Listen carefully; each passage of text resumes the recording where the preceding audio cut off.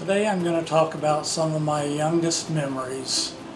And actually, I guess I should say that some of them aren't memories, they're more stories my mom and my brothers have told me about myself. I should probably admit up front, I don't have many memories of my childhood. I usually remember stuff bad that happened to me more than I remember the good stuff. I remember once I was talking to somebody and my mom was present. This is as an adult. I was talking to somebody and telling them how we never celebrated birthdays when I was young. And my mom heard that and she was furious. She said, "You mean all those years, every year I gave you a birthday party and you don't remember one of them?" But I have to admit that I don't. Anyway, these first three are just stories that my mom has told me. One was that I was just barely learning to walk. I was barely over 1 year old. One day when she was in the living room and she heard footsteps up on the roof. And so she went outside and looked up on the roof, and I was walking around up there. Apparently I had climbed up one of the orchard trees that was growing right next to our house and then climbed from the tree to the roof and was walking around. And the way my mom can remember that I was about 1 year old is because my brother Race was born 15 months after I was, and she was pregnant with him, and that's why the excuse she gave anyway, why she couldn't climb up there and get me down, is because she was pregnant. So she had to coax me into and talk me back over to the tree and talk me into climbing back down. Another story I've been told was how one day my mom left my grandfather, Thomas Taylor Tucker, in charge of babysitting me. And I don't know if he wasn't paying attention or fell asleep. It's hard to know with grandpas, but my mom had left the hose running out in the garden to water her plants.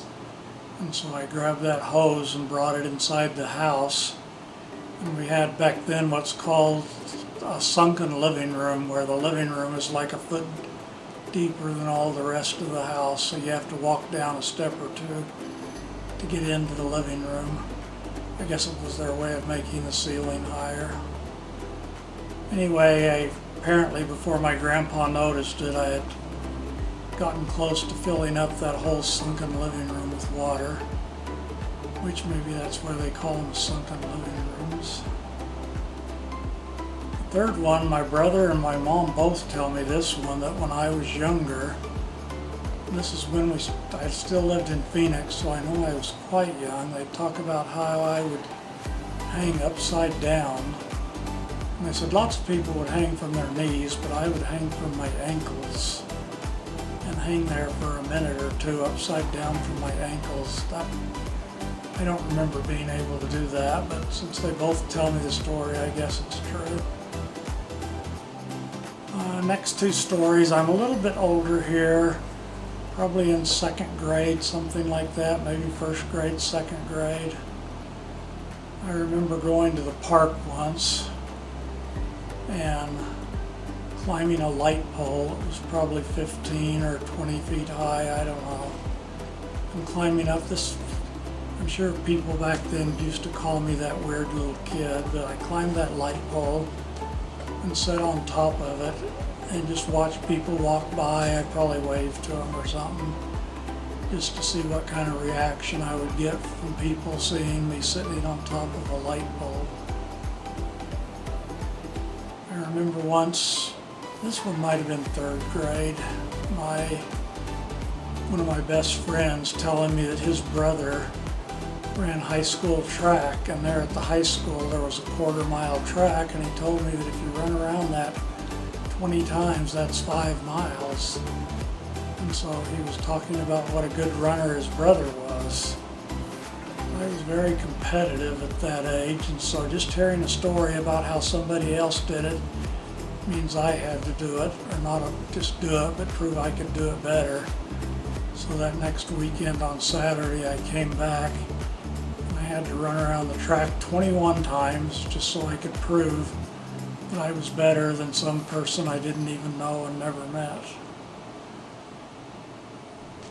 And that's the stories of when I was really young. Oh, maybe one other one.